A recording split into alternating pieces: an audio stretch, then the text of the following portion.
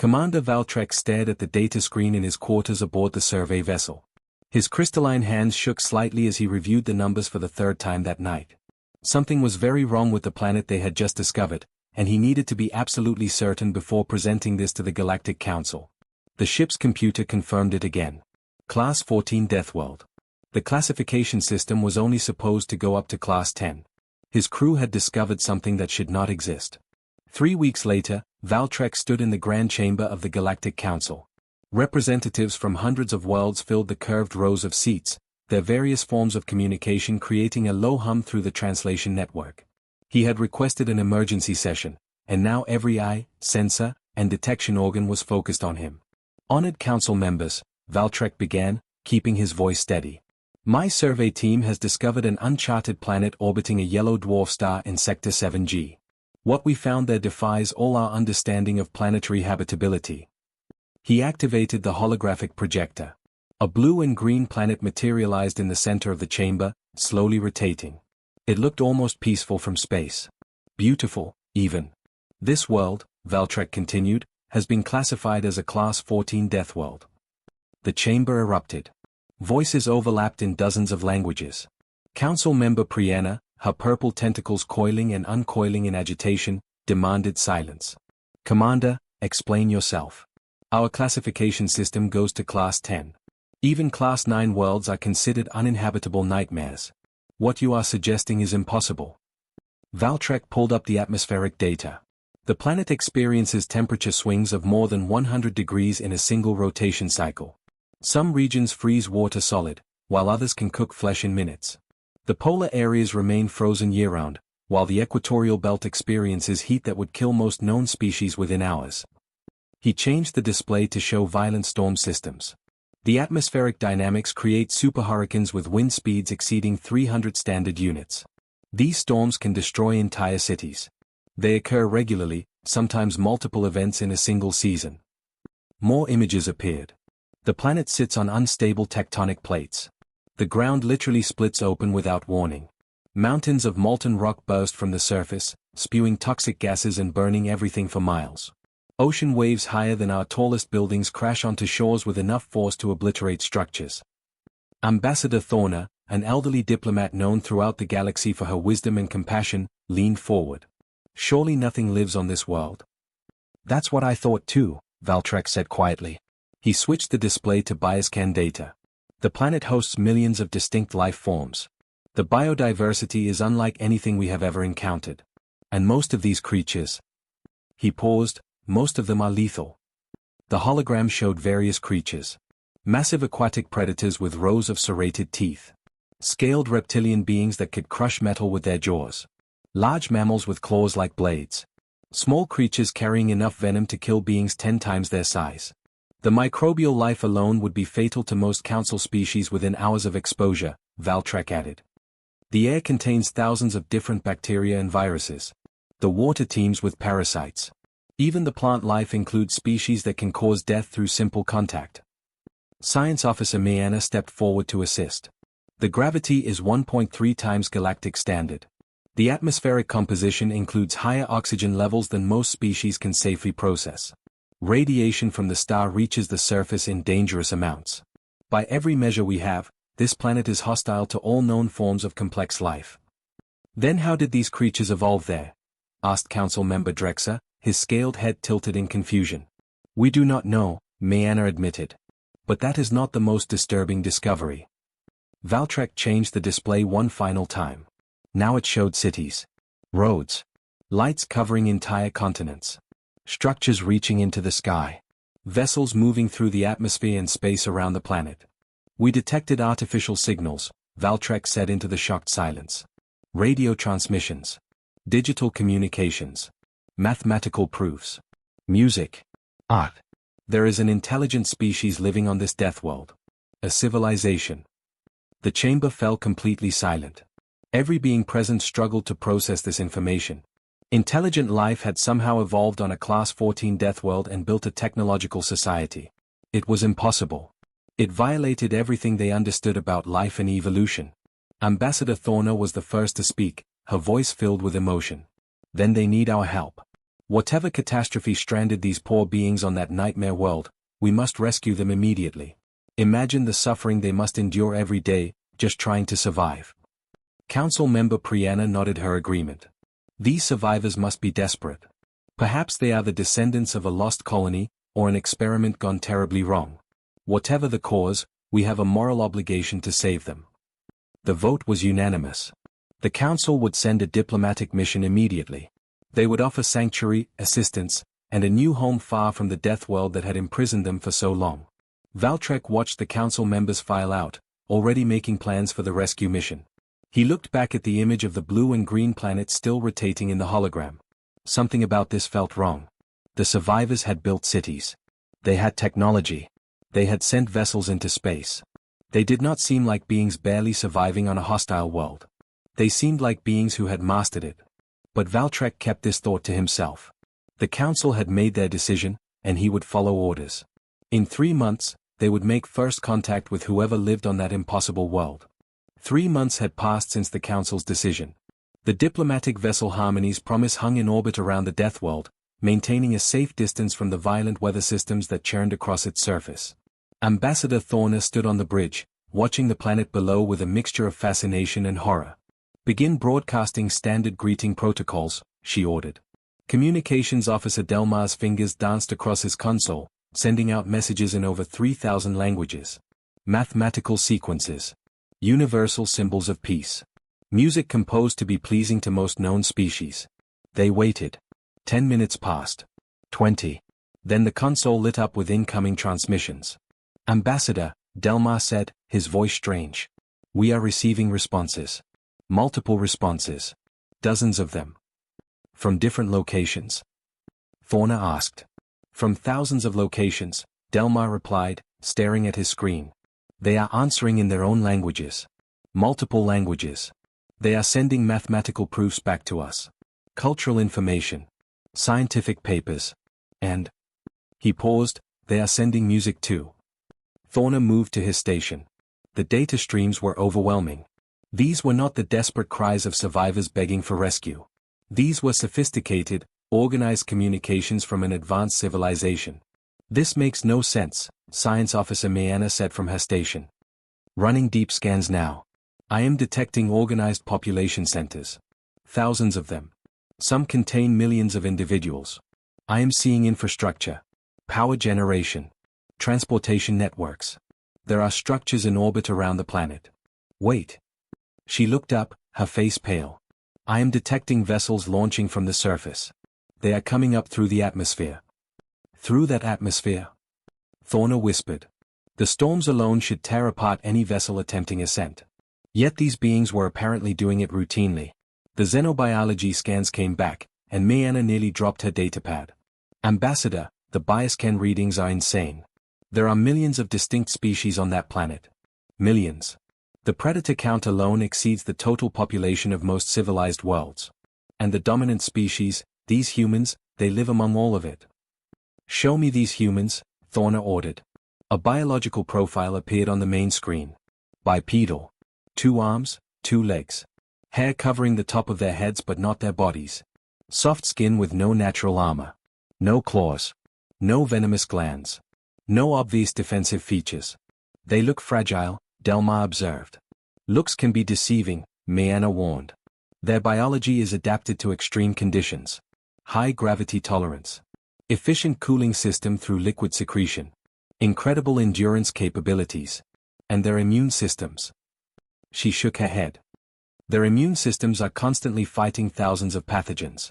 What would kill us in hours, they fight off without even noticing." A priority transmission came through. "Ambassador Thorna, a translation matrix converted the alien sounds into understandable language. This is Secretary General Thomas Bennett of the United Nations of Earth. We are honored to make first contact with galactic civilization. On behalf of humanity, I extend our warmest welcome." The voice was cheerful. Friendly. Not desperate or afraid. Thorna activated the visual communication link. The screen showed a human male sitting in an office. He wore a simple dark suit with a colorful strip of fabric around his neck. He was smiling, showing his teeth. Thorna knew from the biological scan that those teeth were designed for tearing meat. "Greetings," Thorna managed. I am Ambassador Thorna of the Galactic Council. We detected your civilization and came to make contact. Wonderful. Thomas said enthusiastically. We have been hoping for this day. Would your delegation like to visit? We can arrange a meeting in Geneva. The weather is quite pleasant this time of year. Every alarm in Thorna's head went off at once. You wish us to land? On the surface of your planet? Thomas looked slightly confused. Well, yes. Where else would we meet properly? Unless you would prefer we come to you? We have shuttles capable of reaching your vessel. The bridge crew stared at each other in shock. These beings routinely traveled through that deadly atmosphere. They thought it was normal. We would be honored to visit your world, Thorna said, her voice barely steady. Diplomatic protocol demanded nothing less, even though every survival instinct screamed at her to refuse. Excellent. Thomas beamed. We will prepare everything. I must warn you, it is winter here, so temperatures might drop to freezing at night. Freezing? Thorna repeated. Yes, around 0 degrees Celsius. Water freezes at that temperature. But do not worry, we will ensure your quarters are properly heated. The transmission ended. The bridge remained silent. They live somewhere that regularly freezes water solid, Delmar said slowly. And they call it pleasant weather. Begin preparing the landing party, Thorna ordered. Full environmental hazard suits. Level 5 protection. Medical team on standby. And I want continuous monitoring of all crew vital signs. Ambassador, Miana said quietly, I have been reviewing their entertainment transmissions. Their fiction. Their art. They have stories about their own planet trying to kill them. Disasters. Survival situations. And they consider these stories entertainment. What kind of species finds disaster entertaining? Delmar asked. One that faces disaster so regularly it becomes normal, Thorna replied. She looked at the planet below, its beautiful blue and green surface hiding horrors beyond imagination. One that has adapted to hell and learned to call it home. The landing shuttle was prepared. 12 crew members volunteered for the surface mission, though Thorna could see the fear in all of them.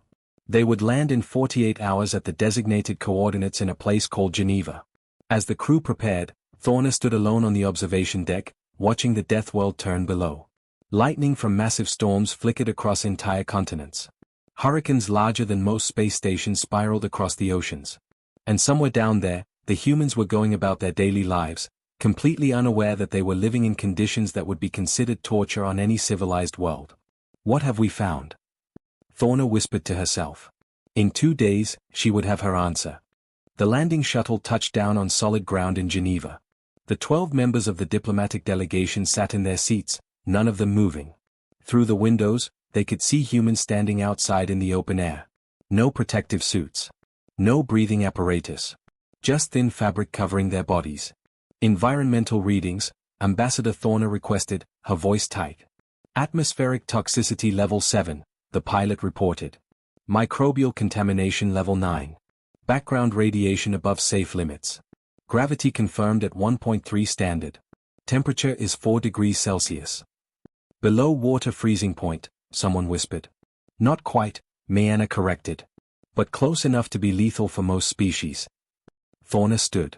Full hazard suits. Check your seals twice. Stay together. If anyone feels unwell, return to the shuttle immediately.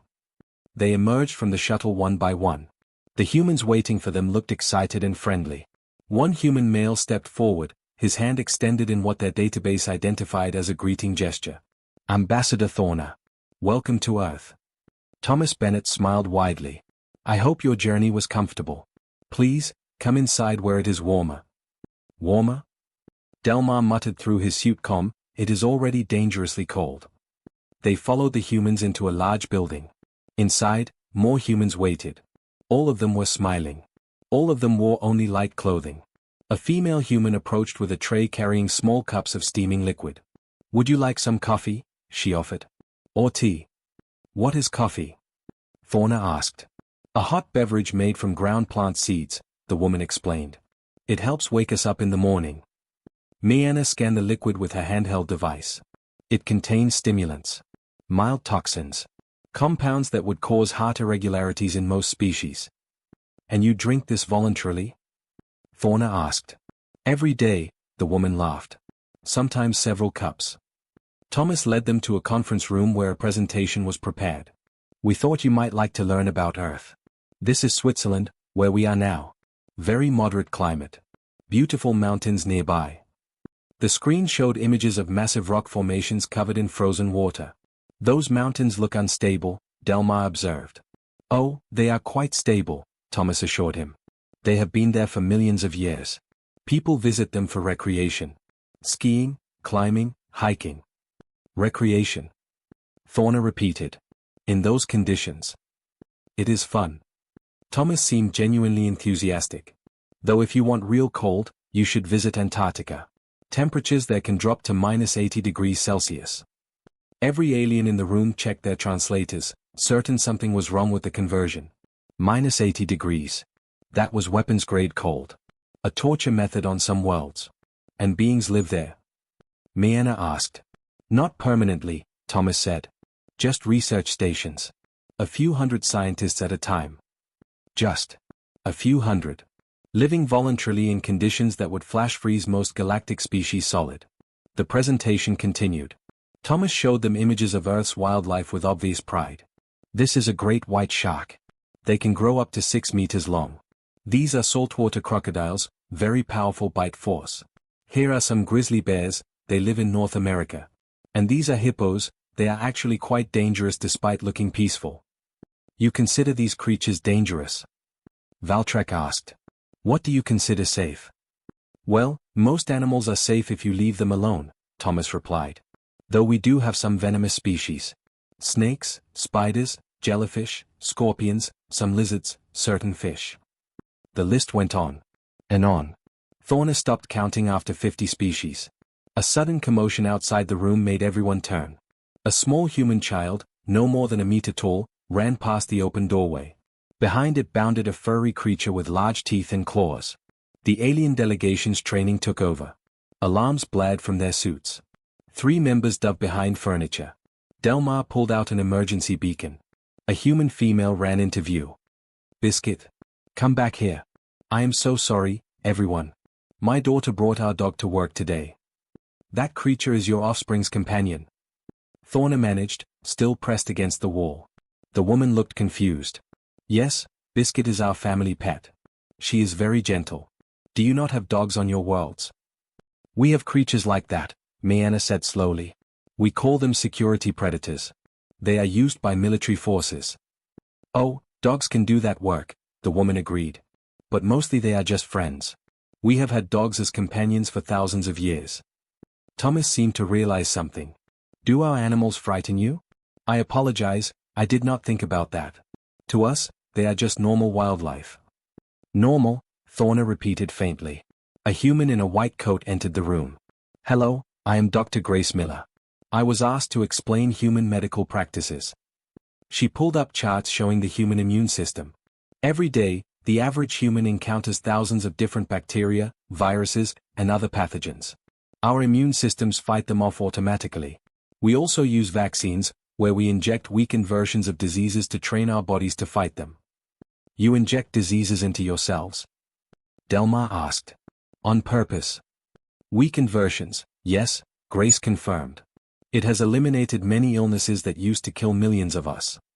Miana watched as another human jogged past the window outside, running in the cold air for exercise. Her scanner showed the metabolic readings. This human was performing sustained physical exertion that would qualify as advanced military training on any other world. And she was smiling. That evening, humans hosted a dinner. The delegation kept their suits sealed, politely declining the offered food. Unprocessed organic matter from a Deathworld. The thought alone was terrifying. Tell us, Thorner asked carefully, how often do natural disasters occur on your world? Oh, fairly regularly, Thomas said casually. Hurricanes, earthquakes, floods, tornadoes, volcanic eruptions. We have good warning systems now, so casualties are much lower than they used to be. Used to be? Thorner whispered. Yes, we have gotten much better at predicting them, Thomas smiled. Technology has really improved our survival rates. The aliens sat in stunned silence as humans discussed catastrophes that happened regularly. Events that would be civilization-ending emergencies on other worlds. And these beings just lived with it. The delegation spent 3 weeks on Earth, and each day brought new horrors disguised as normalcy. Ambassador Thorna found herself unable to sleep in the protected quarters the humans had prepared. Every night, she reviewed the data they had collected, trying to make sense of it all. On the 8th day, General Robert Hayes gave them a tour of a military facility. The general was a large human with gray hair and a friendly smile that somehow made him more intimidating. Our military has several purposes, Robert explained as they walked through the base. National defense, obviously. But also disaster response. When hurricanes hit or earthquakes strike, we deploy troops for search and rescue operations. Your military trains for natural disasters? Commander Valtrek asked. Because they happen so frequently? We get several major ones each year, Robert confirmed. Would you like to see a training exercise? They watched human soldiers run through obstacle courses, climbing walls, crawling under barriers, carrying heavy equipment across rough terrain. All of this in full Earth gravity. In Earth atmosphere. What the aliens were watching was not basic training. This would be considered elite special forces conditioning on any civilized world. This is standard for all soldiers. Mianna asked weakly. This is basic training, Robert smiled. Special forces training is much harder. Much harder. The words echoed in Thorna's mind. Dr. Grace Miller invited them to tour a hospital the next day. Human medicine has advanced significantly, she said proudly, leading them through clean white corridors. Our life expectancy has more than doubled in the last 200 years. What illnesses do humans face? Mianna asked, her scanner running constantly. Oh, the usual, Grace replied. Bacterial infections, viral diseases, cancers, genetic disorders, parasites. Our immune systems handle most threats, but sometimes we need help. We have developed antibiotics, antivirals, chemotherapy, surgical techniques. Your immune systems handle most threats. Mianna repeated. Doctor, my scans show that humans exist in constant exposure to thousands of pathogens. You are fighting biological warfare every moment of your lives. Grace looked surprised. I suppose we are. But that is just normal for us. We do not really think about it. That phrase. Normal for us. The aliens had heard it dozens of times. Humans did not understand that their normal was everyone else's nightmare. On the 15th day, Thorna witnessed something that would haunt her. A human female named Emma Clark jogged past their observation point in the city. She wore light clothing despite the cold temperature. She was running. For fun. Officer Delmar, scan that human, Thorna ordered. The readings came back. Sustained cardiovascular exertion. Elevated metabolism. Efficient oxygen processing. The human was maintaining this level of activity in 1.3 times standard gravity, breathing Earth's harsh atmosphere, and she was doing it voluntarily for something called exercise. Ambassador, Delmar said quietly, on my homeworld, this level of physical performance would qualify for military honors. She is doing it for entertainment. That evening, Thomas invited them to his home for an informal dinner. His wife, Rebecca, and their 2 children greeted the delegation warmly. The children, a boy and girl both under 10 years old, stared at the aliens with wide curious eyes. Do you live in space all the time? The boy asked. Is it fun? We live on space stations, Thorna explained. Controlled environments where conditions are safe and stable. That sounds boring, the girl said. Don't you ever go outside? Outside on our worlds is safe, Thorna replied. Not like here. The children looked confused. What is wrong with outside? The boy asked. Thomas laughed gently. Remember, children, other worlds are different from Earth. They find our planet a bit intense. Oh, the girl said, then brightened. We went camping last summer. It was so much fun. We hiked in the mountains and saw a bear. You saw a bear? Mianna asked, her voice rising. One of those massive predators. From far away, Rebecca assured them. It was perfectly safe. The children are learning wilderness survival skills in their school program. You teach children to survive in wilderness areas? Thorna asked. Areas with predators? Of course, Thomas said. It is important for them to understand nature and learn basic survival skills. Camping, hiking, identifying safe plants and water sources. It builds character. The aliens had no response to this. The next day, they met with Michael Stevens, who directed Earth's space exploration program. He showed them plans for missions to other planets in their solar system with obvious excitement. We have a permanent base on Mars now, Michael explained. Small, only 50 people, but growing. We are planning missions to the moons of Jupiter and Saturn within the next decade. And of course, we are building ships for interstellar travel now that we know we are not alone. You look at space as another place to explore? Valtrak asked. Of course, Michael replied. It is the next frontier. Yes, it is dangerous. Yes, it is difficult. But that has never stopped humanity before. That night, Thorna sent an emergency transmission to the Galactic Council. Her hands shook as she recorded her message. Honorable Council members, we need an immediate emergency session. What we have discovered on Earth changes everything we thought we knew about life and civilization. These humans are not survivors trapped on a Deathworld. They are apex predators who evolved in hell and learned to thrive there. They do not fear their planet. They love it. They call it home. And now they are looking at the galaxy with the same determination that let them conquer their world. We need new protocols.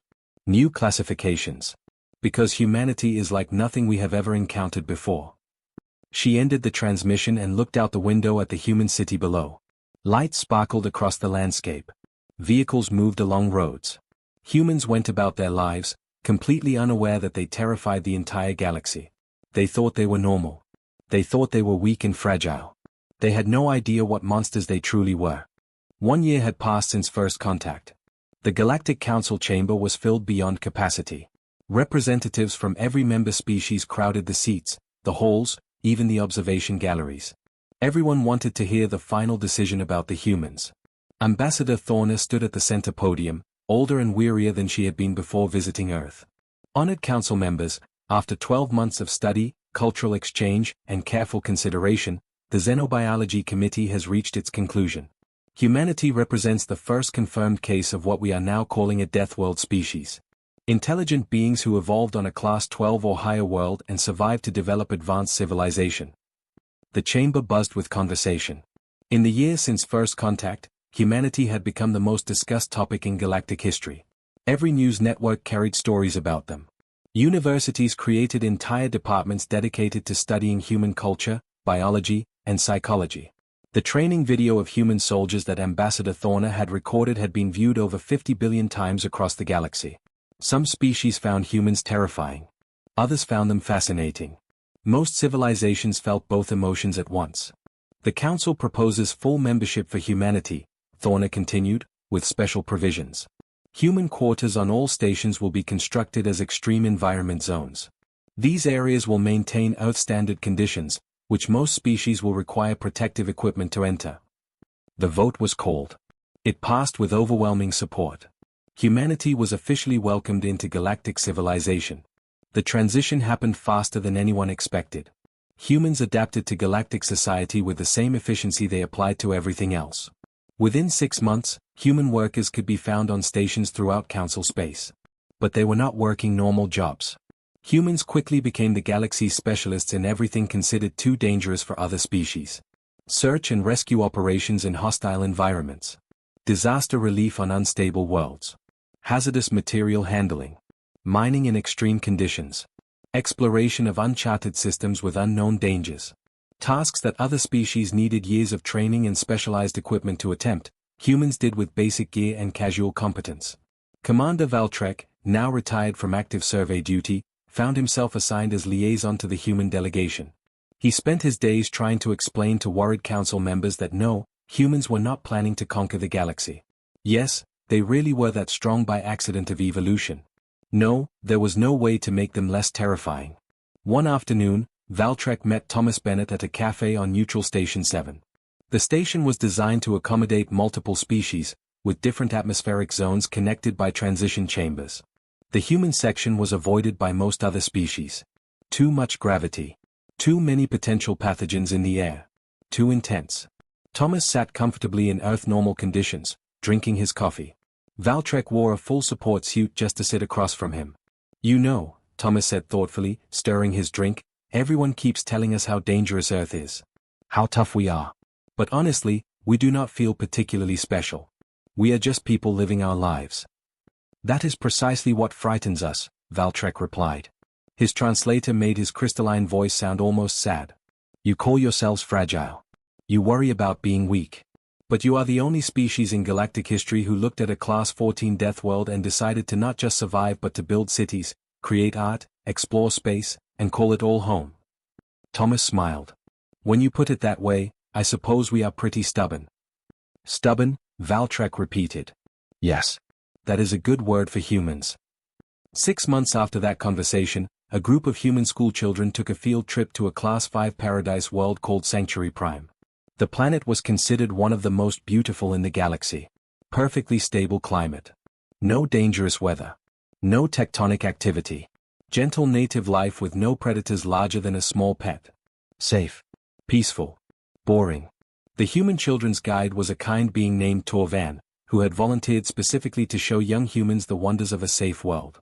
He was excited to give them a positive experience after growing up on terrifying Earth. Welcome to Sanctuary Prime. Torvan announced as the children exited the shuttle. Here you will experience true peace and safety. No storms, no earthquakes, no dangerous animals. Just beautiful nature. 10-year-old David Harrison looked around at the calm landscape. Gentle hills. Quiet forests. A few small creatures grazing peacefully in the distance. Where are the mountains? He asked. This world has no dramatic geological features, Torvan explained. Everything is smooth and safe. What about weather? Asked Anna Mitchell, also 10. When does it rain or snow? The climate is controlled by natural systems, Torvan said proudly. Temperature varies only by 5 degrees all year. Precipitation is gentle and predictable. David frowned. So nothing interesting ever happens? Torvan's translator struggled with that sentence. Nothing interesting? This was a paradise world. It is boring, Anna declared, and the other children nodded agreement. There is nothing dangerous at all. Can we go home? Torvan stood frozen as the children climbed back into the shuttle, complaining that the paradise world was too quiet and nothing fun ever happened there. These were younglings. Children. And they found a perfect world boring because it lacked danger. Back on Earth, Thomas stood in his office in Geneva, watching rain fall outside his window. Humans walked through the streets with light jackets and umbrellas, going about their daily lives. Above, thunder rumbled. A storm was coming. Nothing serious. Just normal Earth weather. His communication device chimed. Messages from 3 different star systems. All requesting human assistance with situations too dangerous for their own people. Thomas smiled and began composing responses. Humanity had found its place among the stars. Not as conquerors. Not as warriors. But as the people who looked at impossible situations and said, we can handle that. The galaxy had finally met a species that did not merely survive their world. They had conquered it, loved it, and called it home. And now, with the same determination and inexplicable optimism, they were reaching for the cosmos. The universe would never be boring again.